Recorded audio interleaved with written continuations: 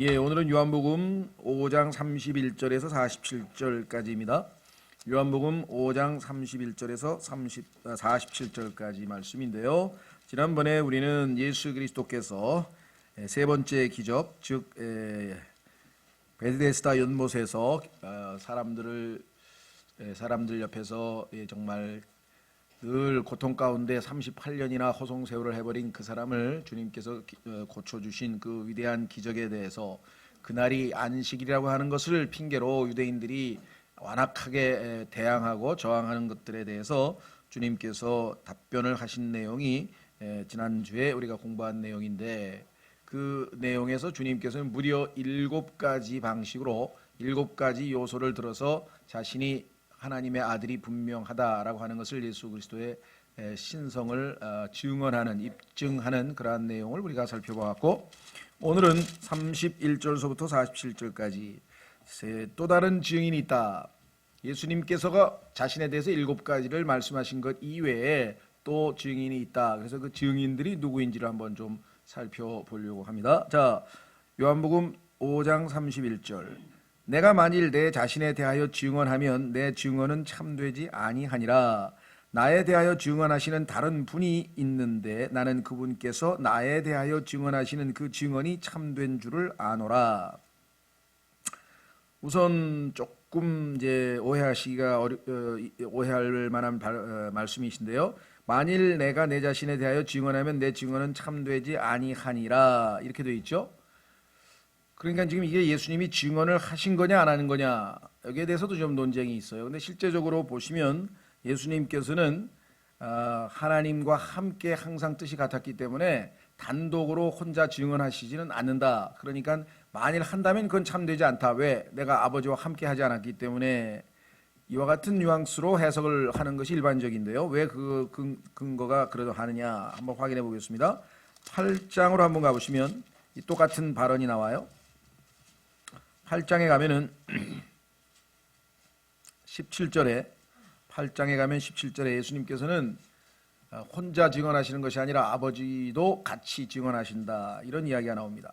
즉 요한복음 8장 17절, 너희 율법에도 두 사람의 증언은 참되다고 기록되었으니, 두세 사람의 증언으로 모든 일을 확정하라고 하는 것이 율법의 기준이죠. 성경의 신약 성경에도 이와 같은 표현이 여러 번 반복돼서 나옵니다. 4-5번 나오는데요. 자, 18절, 내가 내 자신에 대하여 증언하는 자가 되고 나를 보내신 아버지도 나에 대하여 증언하시느니라. 그러니까 두 명의 증인이 있으니까 되지 않느냐, 그래서 율법에 합당하다, 이런 말씀을 하셨단 말씀이죠. 따라서 요한복음 5장 31절의 경우에는 내가 만일 혼자 증언하면 그것은 참 되지 않지만, 이런 의미로 31절을 해석하고, 그런데 사실은 증언하시는 분이 또 계신다. 요한복음 8장에 나와 있는 것처럼. 따라서 자신의 증언이 잘못될 리가 없다. 왜? 아버지와 자신과 둘이 증언한다는 이야기죠. 자, 그러면 아버지와 아들 이외에 두 분 이외에 또 다른 증인들이 여럿 있는데, 그 중에 제일 먼저 예수님에 대해서 증언한 사람은 누군가? 그것은 하나님께서 보내신 선두주자였던 요한이다.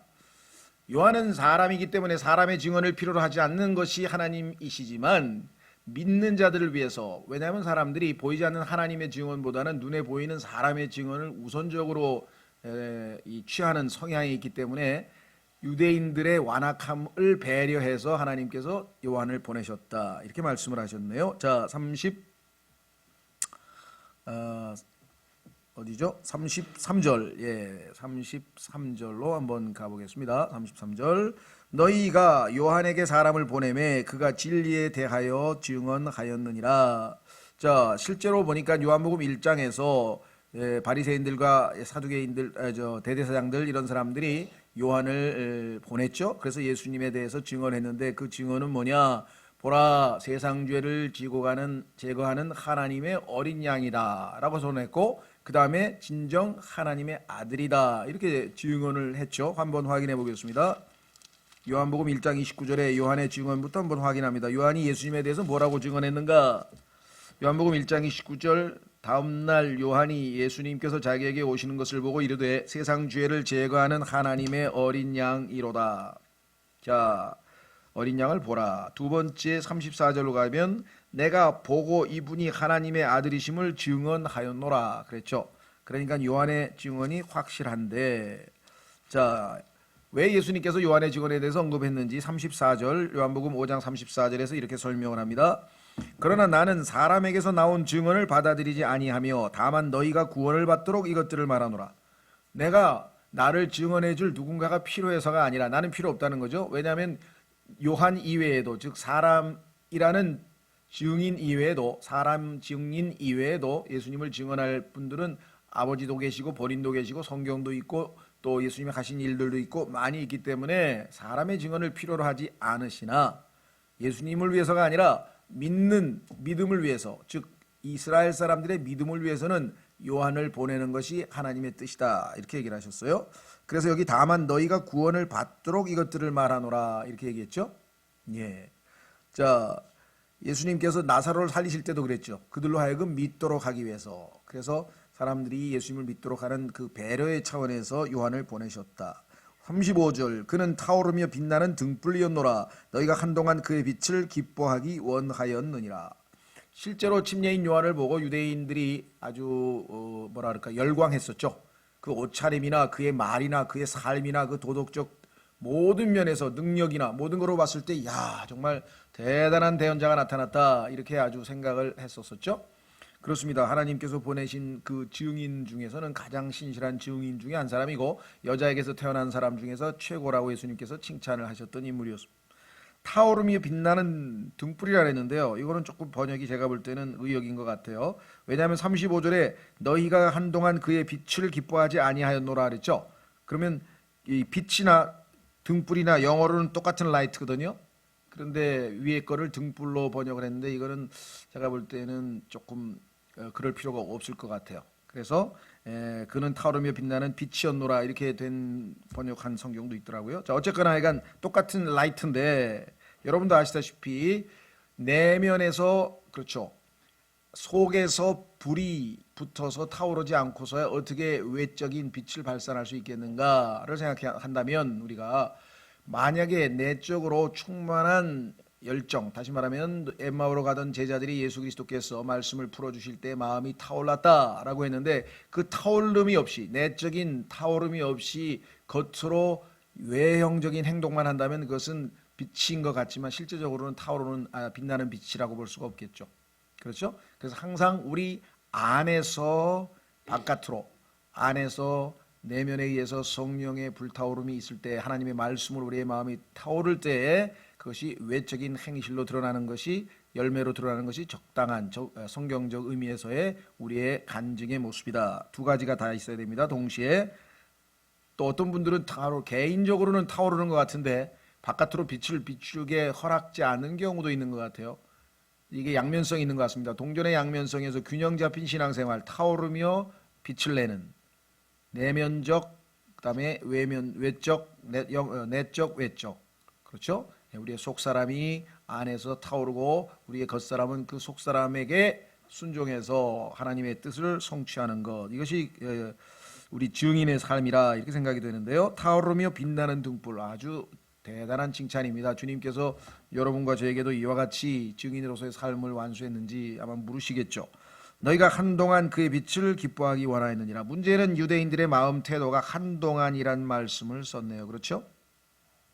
한동안, 이게 문제입니다. 여러분들 아시다시피 마태복음 13장 20절로 가보겠습니다. 마태복음 13장 20절에 보니까 말씀을 받고 막 좋아하다가 한동안 잠시 있다가 식어버리는 그런 사람들이 있죠. 하나님의 말씀을 씨 뿌리는 비유에 나오죠. 자, 마태복음 13장에 가시면 20절, 마태복음 13장 20절.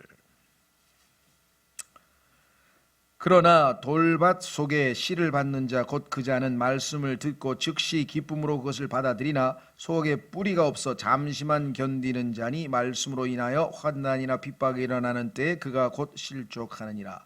여기가 잠시만 견디는 자, 아마 유대인들도 그저 침례인 요한으로 인해서 잠시 동안 좀 뜨거웠고 즐거웠고 기뻐했어요. 하나님께서 우리를 돌아보시는구나, 보내셨구나, 이 대언자를, 이렇게 했는데 그 이후에 마음이 완악해져서 예수 그리스도는 거부했던 것을 우리가 보게 되죠. 왜냐하면 말씀이 거해야 되는데 말씀을 듣는 것으로 그친 것이죠. 그죠? 내 말이 너희 안에 거하면 너희가 내 제자가 되리라 그랬는데 거하지 못한 상태에 있던 모습을 보이게 됩니다. 자, 36절로 가게 됩니다. 그러나 내게는 요한의 증언보다 더 큰 증언이 있나니. 그렇죠. 요한의 증언이 나에게는 필요 없다. 왜냐하면 더 큰 증언이 내게 있기 때문이다. 그것은 누구냐? 아버지이시죠.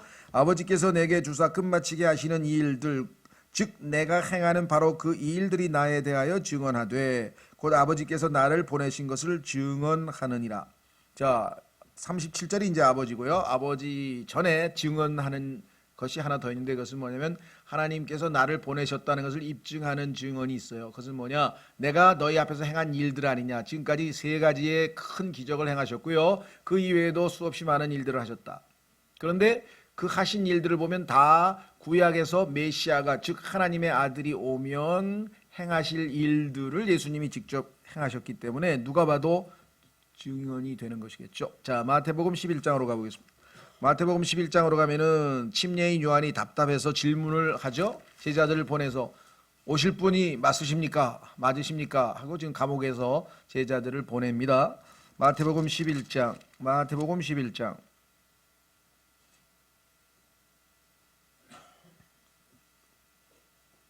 3절. 마태복음 11장 3절 2절부터 이제 요한이 감옥에서 그리스도께서 행하신 일들, 여기 나와 있네요. 그리스도께서 행하신 일들이 증언을 한다 그랬죠. 일들을 듣고 자기 제자들 중에 두 사람을 보내어 확인차 그분께 이르되 선생님이 오실 그분이오니까 아니면 우리가 다른 분을 기다리오리까 하니 예수님께서 그들에게 대답하여 이르시되 가서 너희가 듣고 보는 그것들을 요한에게 다시 보이되. 자, 너희가 보고 들은 거 그대로 전해주면 된다. 왜? 증인의 하는 일은 보고 들은 걸 그대로 전하는 일이니까. 5절 곧 눈먼 자들이 시력을 받으며 다리 저는 자들이 걸으며 나병 환자들이 정결하게 되며 귀 먹은 자들이 들으며 죽은 자들이 일으켜지며 가난한 자들에게 복음이 선포된다 하라. 이것이 메시아가 오면 하실 일이라고 구약에 예언되어 있지 않느냐. 그대로 전하면 요한은 구약 성경에 능통한 자니 다 알아듣지 않겠는가. 이렇게 예수님께서 말씀을 하셨죠.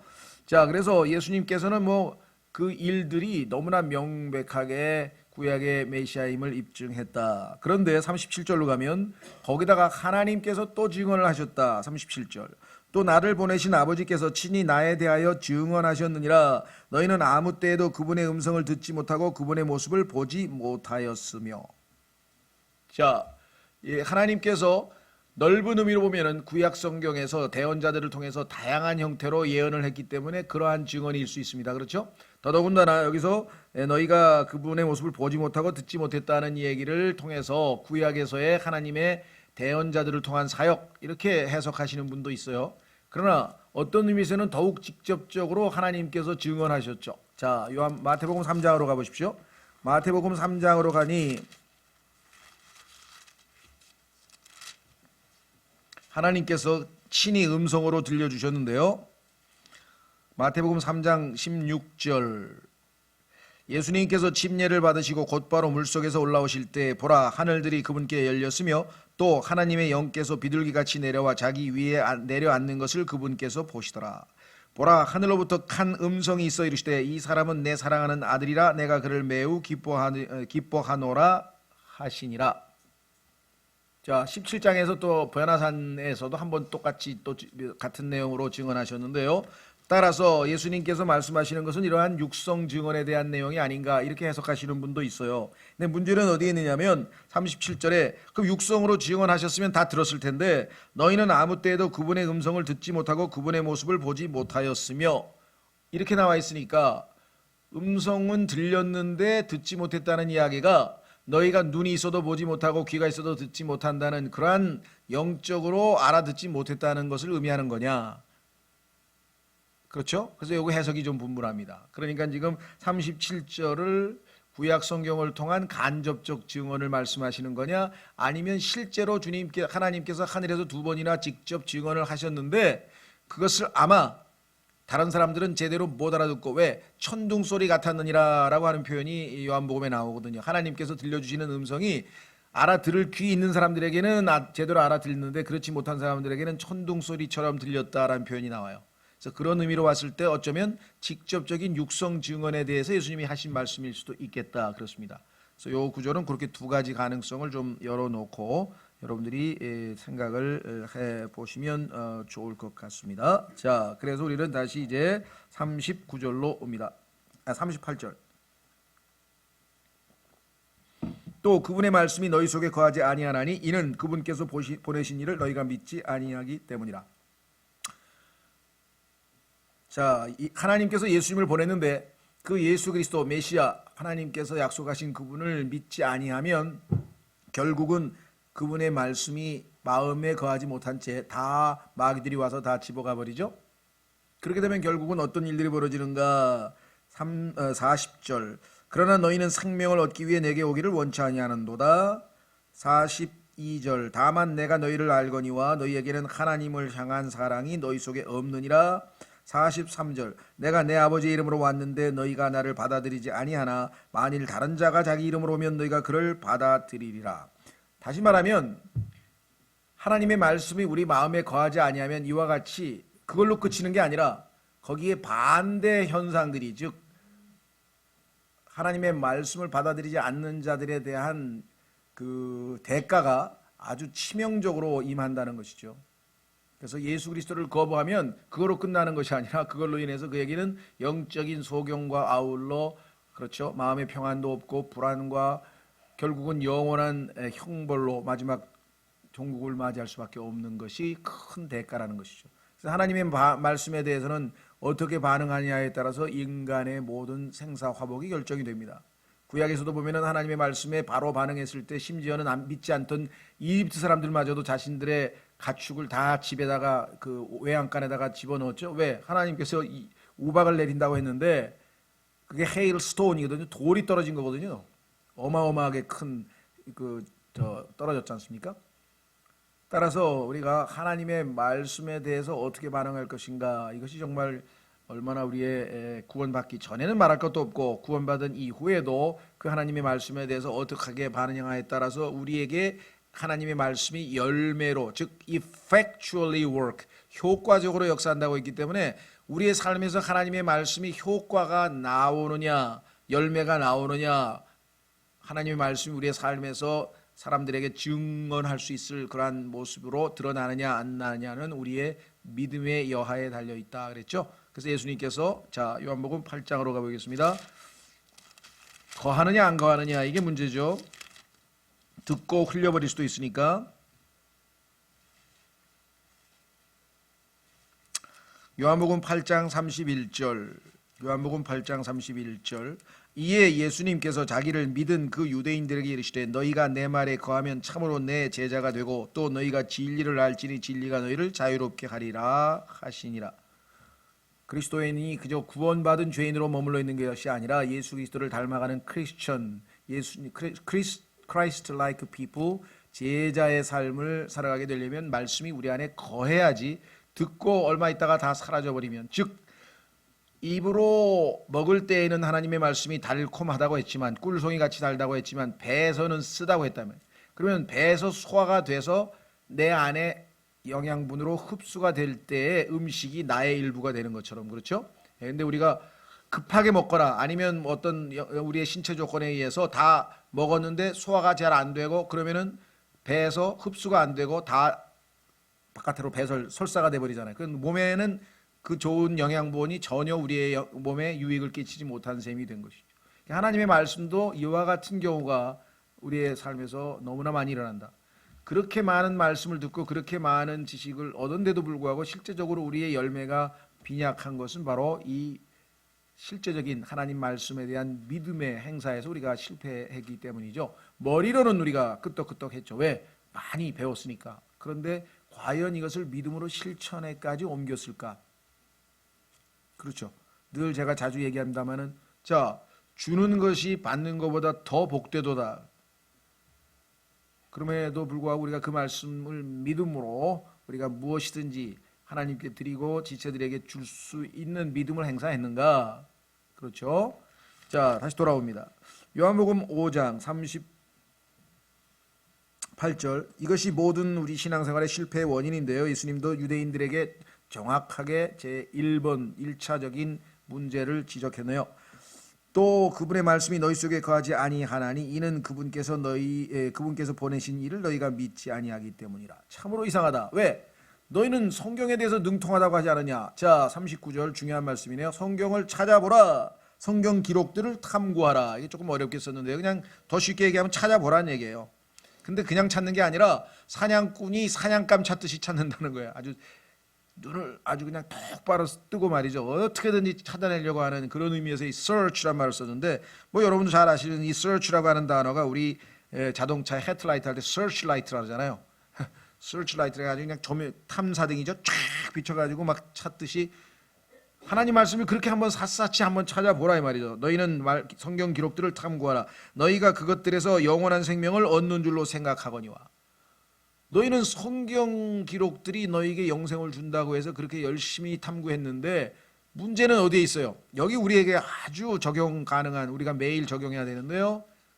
그런데 그 성경은 나에 대하여 증언하는 것이라. 그런데 너희는 성경을 그렇게 많이 탐구했는데 영원한 생명을 얻기 위해서 나에게 오지는 않으니 완전히 헛다리 짚었다. 성경 공부를 헛했다는 것이죠. 머리에만 지식으로 머물러 있을 때에 나오는 현상이겠죠. 킹제임스 성경 진영에서 벌어지는 가장 큰 부작용 중에 하나가 바로 이것입니다. 저 사람들은 엄청나게 지식을 쌓고 엄청난 책을 보고 엄청난 거를 공부한 것 같은데 왜 행실은 별반 우리랑 차이가 없냐, 아니면 우리보다 못하냐, 뭐 이런 얘기들을 듣는데 뭐 부끄러워서 할 말이 없어요. 맞는 말을 하니까.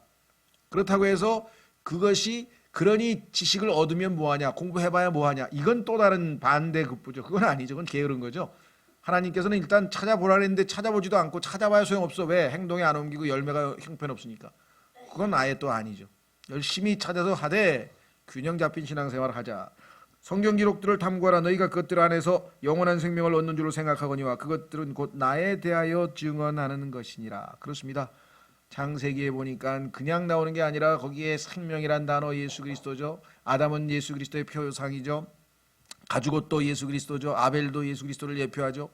거기에 보니까 성막도 그다음에 뭐 놋뱀도 모든 것이 다 예수 그리스도를 가리키고 있는데 너희는 예수 그리스도를 놓치고 예수님에게로 오지도 않으면서 성경을 탐구한다는 게 얼마나 역설적이냐. 40절. 그러나 너희는 생명을 얻기 위해 내게 오기를 원치 아니하는도다. 왜? 말씀이 마음에 거하지 않는 38절이 원인이라 이 말이죠. 나는 사람들에게서 존귀를 받지 아니하노라. 나는 너희가 성경을 읽고 아 예수님 이분이구나 하고 너희들한테 내가 지금 존경받고 싶어서 하는 소리인 줄 아느냐. 참으로 놀라운 말씀이죠. 참 우리 모든 뭐 말씀의 사역자는 물론이고 모든 그리스도인들이 얼마나 여기서 실족합니까? 그렇죠. 사람에게서 칭찬을 들으면 으쓱해지고 사람에게서 비방을 들으면 실족해버리고 너무나 여기에 예민하게 반응하는 거죠.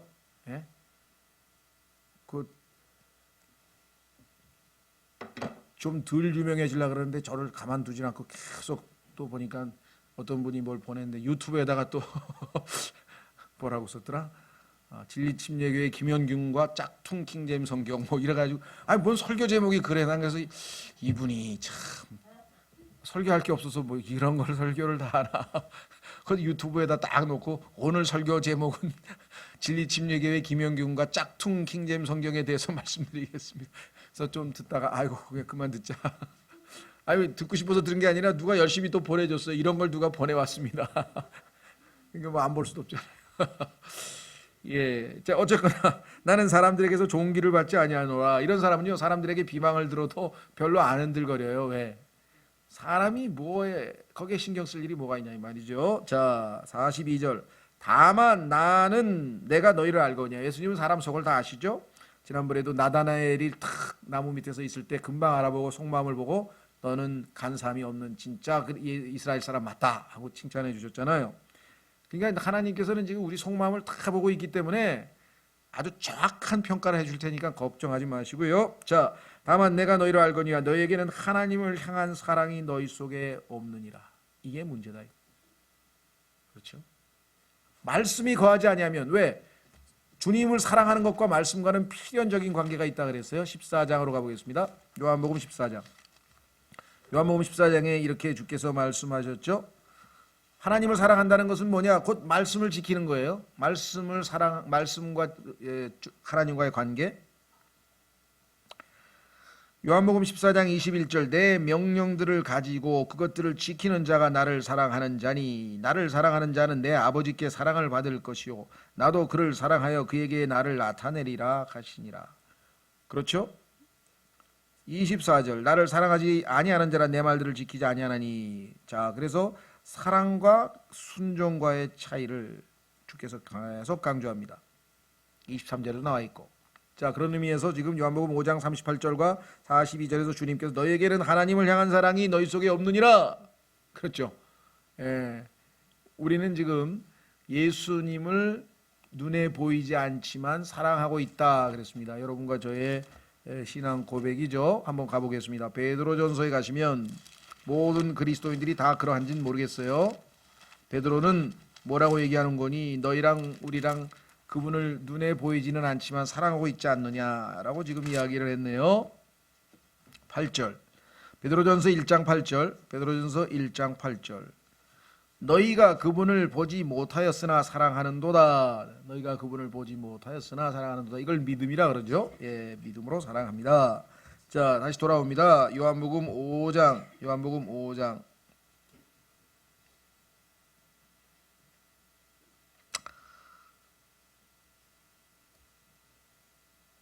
자, 42절 그 다음에 43절로 갑니다. 내가 내 아버지의 이름으로 왔는데 너희가 나를 받아들이지 아니하나. 오히려 내가 내 아버지의 아들이라 그랬더니 신성모독한다 그래가지고 너희는 나를 지금 십자가에 못 박으려고 하는 판인데 얼마나 성경을 잘못 읽었으면 그러냐. 그 성경이 나에 대해서 증언하는 건데 그 성경을 그렇게 밤낮 읽는 사람이 어떻게 대표적인 케이스가 누굽니까? 바울이었죠. 구약 성경에 아주 능통한 사람인데 예수님을 아주 고소해가지고 영장 받아서 다마스커스에까지 가지 않았습니까? 잡아오려고. 그런데 물론 나중에 주님께서 이제 눈을 뜨어보니 자기가 영적인 소경이었다는 것을 나중에 알게 돼서 예수님을 알아보았죠. 자, 다시 돌아옵니다. 만일 다른 자가 자기 이름으로 오면 너희가 그를 받아들이라. 이것은 예언의 말씀인데요. 나중에 적 그리스도가 자신을 드러내고 나올 때 유대인들이 그를 받아들이게 될 것을 말씀하고 있는데요. 왜 이런 일이 벌어지는가? 이것은 하나님의 지혜입니다. 하나님의 지혜라고 할 수도 있고요. 하나님의 인간을 다루시는 방식이 그래요. 로마서 1장에도 보면요. 인간의 죄목이 29개인가 써 있어. 어마어마한 인간들의 그 타락한 모습이 나오는데 그 중에 하나가 뭐냐면 하나님께서 그들을 내어버려 두사. 영어로는 gave over. 영과 혼과 몸을 그냥 내가 도와주려고 그랬는데 싫다 그러니까 네가 하고 싶은 대로 해봐라 했더니 그렇게 타락한 인간의 문화가 나오더라. 그 얘기를 하고 계시거든요. 여기도 마찬가지예요. 예수 그리스도를 받아들이지 아니하고 하면 어떻게 되는가? 가짜 그리스도를 믿도록 허락해줘 하나님께서. 그게 큰 형벌이야. 신기하죠. 그러니까 무슨 매를 때리고 그러는 게 아니라 가짜를 믿어버리는 게 큰 형벌이 되어버린다는 거예요. 자, 데살로니가 후서로 가보겠습니다. 데살로니가 후서. 하나님께서 간섭을 끊어버리시는 게 형벌이야. 그러면 그냥 엉망진창이 돼. 하나님이 그나마 부모도 마찬가지죠.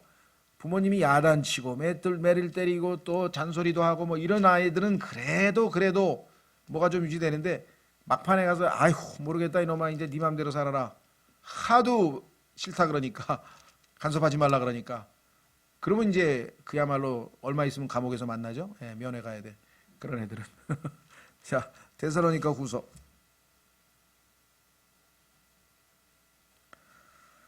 찾으셨습니까? 자, 여기 보시면은요 이렇게 써 있습니다. 지금 이제 그 적 그리스도에 대한 얘기를 하고 있는데요. 자, 6절. 너희는 그가 그의 때에 드러나게 하려고 무엇이 저지하고 있는지 지금 아나니 불법의 신비가 이미 일하고 있으나 다만 지금 막고 있는 이가 길에서 옮겨질 때까지 막으리라. 그 뒤에 저 사악한 자가 드러날 터인데 주께서 자신의 입의 영으로 그를 소멸시키시고 친히 오실 때에 광채로 그를 멸하시리라. 그가 오는 것은 사탄의 활동을 따라, 조심하십시오. 오늘날에 벌어지는 모든 은사주의의 특징은 사탄의 활동이라고 써 있습니다. 권능과 표적들과 거짓 기적들과, 권능, 표적, 무슨 이런 거 하는데 가면 다 사탄의 활동이라고 보시면 됩니다. 불의 모든 속임수와 함께 멸망하는 자들에게로 오는 것이니 이는 그들이 뭐라 그랬습니까? 진리의 사랑을 받아들이지 아니하여 구원을 받지 못하였기 때문이니라. 그러면 여기에 대해서 하나님은 어떻게 해주시는가? 답이 11절에 나와 있네요. 이런 까닭에 하나님께서 그들에게 강한 미혹을 보내사 그들이 거짓말을 믿게 하시리니, 거짓 그리스도가 진짜 그리스도인 줄, 메시아인 줄 알고 받아들이게 하신다 이 말이죠. 이것은 진리를 믿지 아니하고 불의를 기뻐한 그들이 다 정죄를 받게 하려 하십니다. 그러니까요, 하나님께서 우리의 이 정신을 사운드 마인드, 건전한 생각의 영을 주셨는데 요거를 조금 덜 건전하게 하면 그냥 적그리스도가 그리스도로 보여버리는 거예요. 우리 주변에 보니까 아이 저 사람 분명히 거듭났어, 분명히 구원받았어, 그런데 왜 신천지로 가고 안상홍으로 가고 이상한 데로 왜 이렇게 자주 갈까? 하나님께서 말씀을 마음에 담지 아니하고 엉뚱한데 하나님을 사랑하는 마음이 없다 그랬잖아요. 그렇죠? 껍데기밖에 없는 그런 경우에는 하나님께서 뭐예요? 사운드 마인드, 건전한 생각의 영을 조금 건전하게, 덜 건전하게 해놓으면 엉뚱한 데 가서 앉아있어. 그게 벌이에요. 그게 벌. 자, 다시 돌아옵니다. 44절. 너희가 서로 존귀를 받고 오직 하나님으로부터만 나오는 존귀는 구하지 아니하니 어찌 믿을 수 있겠느냐. 서로 높아지려고, 그렇죠, 자기 자랑하려고, 의시되려고, 자기 의를 드러내려고 너희 마음이 하나님을 사랑하는 것이 아니라 너희 스스로를, 너희 자신을 사랑하니 어찌 너희가 하나님의 말씀을 믿을 수 있겠냐. 우리의 마음 상태가 하나님 앞에 순결하고 순수하지 아니하면 결코 믿음은 생기질 않습니다. 믿을 수가 없어요. 다른 걸 믿는다니까, 엉뚱한 걸. 저기 보세요. 존귀를 받지 않고 오직 하나님으로부터 나오는 존귀를 구하니 어찌 믿을 수 있겠느냐. 자, 베드로전서 5장으로 가보겠습니다. 베드로전서 5장에도 가면은요, 스스로 높아지려고 하는 것에 대한 경고예요. 왜? 욥기 41장에 가면 뭐라고 써 있냐면요, 리오야단, 마귀는 모든 교만한 자들을 다스리는 왕이라 이렇게 돼 있어요. 그러니까 교만해지면 자동으로 마귀의 통치 아래로 들어가는 거예요. 그러면 지혜도 사라지고 건전한 영도 사라져버리는 거예요. 자, 보세요. 베드로전서 5장 8절. 베드로전서 5장 8절. 아니야, 5장 8절이라 그랬죠. 5장 6절. 베드로전서 5장 6절. 그러므로 하나님의 강한 손 밑에서 스스로 겸손하라. 그리하면 정하신 때에 그분께서 너희를 높이시리라. 하나님께서 높여주실 때까지 가만히 있어야지. 스스로가 높이면서 어유 대단하십니다 하면서 막 서로 그러면 어떡해. 그런 자들을 가짜 사역자, 거짓 사도라 그랬는데 그런 사람들이 고린도 교회에 많이 있었어요. 그래서 바울이 그들에게 속지 말라. 너희는 하나님의 진짜 사도인 나는 말도 어눌하고 저 사람 뭐 저래, 외모도 저 모양이 뭐야 저게, 왜 이렇게 지금 너는 나를 평가했는데, 가짜가 와서 그냥 좋은 말과 그냥 성경의 good words, 좋은 말과 fair speech, 아주 그럴싸한 언변을 늘어놓으니까 와 하면서 그냥 몰려드는 판인 모양인데, 너희는 지금 그렇게 분별력이 없냐? 이렇게 사도 바울이 질책하는 장면이 고린도후서에 나와요. 오늘날도 보면 그래요. 오늘날도 보면은 너무나 분별력들이 없어. 사람을 드높이는 사람들, 대단하십니다, 와 막 이런 사람들이 있어요. 그걸 또 간증이라고 해가지고 막 아첨도 하고 그냥 공개적으로 뭐 이런 분들도 있고요. 우리가 조심하셔야 됩니다. 여기 써 있죠. 다시 돌아옵니다. 44절. 너희가 서로 존귀를 받고 오직 하나님으로부터만 나오는 존귀는 구하지 아니하니 어찌 믿을 수 있겠느냐. 절대로 사람을 높이지 마십시오. 그것이야말로 아주 마귀에게 아주 그냥 날 잡수세요 이렇게 아주 요청드리는 겁니다. 절대로 사람을 높이면 안 돼. 45절. 내가 너희를 아버지께 고소하리라고 생각하지 말라. 너는 내가 고소할 줄 아니다 이거야. 너희는 그렇게 너희가 열심히 믿는 모세의 율법이 너를 고소한다. 왜? 너희가 그 율법을 그렇게 사랑하는데 그 안에 있는 걸 다 어겼어 너는. 왜? 모세가 나에 대해서 썼어. 그런데 너희는 나를 믿지를 않아. 모세를 읽었다는 사람이. 45절 너희를 고소하는 자가 있으니 곧 너희가 신뢰하는 자 모세니라. 너희가 모세를 믿었더라면 나를 믿었으리니 그는 나에 대하여 기록하였느니라. 한두 번 뭐 말도 없이 많이 기록했지만 제일 대표적인 게 뭡니까? 나와 같은 대언자를 하나님께서 너희에게 보내시리니까 너희는 그를 잘 믿어라 하고 이렇게 성경에서 얘기했죠. 자, 그 구절만 찾아보고 마치겠습니다.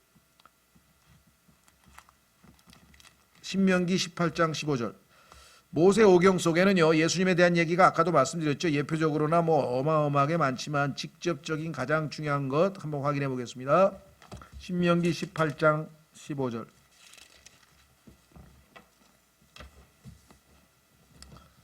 신명기 18장 15절. 유대인들은 예수님에게 물어봤어요. 그 신명기 18장 15절에서 모세가 얘기한 그 대언자 맞느냐? 자기들이 봐도 맞는 것 같았나 보죠. 자, 주 내 하나님께서 내 한가운데에서 곧 내 형제들 중에서 나와 같은 대언자 하나를 너를 위하여 일으키시리니 너희는 그의 말에 귀를 기울이라. 그의 말에 귀를 기울이라. 그랬죠? 자, 마태복음 17장 다시 돌아오면서 한 번 더 찾고요. 마태복음 17장 예수님께서요, 침례인 요한에 의해서 예수님이 침례 받을 때에는 뭐라고 얘기했는가 하니 보라, 그렇죠? 이는 나의 사랑하는 아들이요 내가 그를 매우 기뻐하노라 그랬는데요. 마태복음 17장 변형산에서는 한 말씀을 덧붙이셨어요. 보겠습니다. 5절. 하늘에서 하나님께서 너무 기뻐서, 왜? 아들이 자신의 생명을 걸고 십자가를 지기 위해서 마지막 결단을 내리고 이제 아버지께 이제 소위 말하면 그 자신을 보여주는 그 모습에서 아버지께서 감동을 받으신 거죠. 마태복음 11장 5절. 그가 아직 말할 때 보라 빛나는 구름이 그들을 덮더니 보라 그 구름 속에서 한 음성이 나서 이르시되 이 사람은 내 사랑하는 아들이라 내가 그를 매우 기뻐하노니. 여기까지가 침례 받으실 때 들리신 음성인데 이번에는 뭐라고 얘기했습니까? 뒤에다가 너희는 그의 말을 들으라. 시편 2편엔 또 뭐라 그랬어요? 너희는 내 아들에게 입맞추라. 아들을 공경하는 자는 아버지를 공경하는 것이고 아들을 공경하지 않는 자는 아버지를 공경하지 않느니라. 요한복음 5장에서 또 말씀하셨고 아버지와 아들은 항상 함께 갑니다. 자, 다시 돌아옵니다. 요한복음 5장 마무리 짓겠습니다. 47절. 그러나 너희가 그의 글도 믿지 아니하거든 어찌 내 말들을 믿겠느냐 하시니라.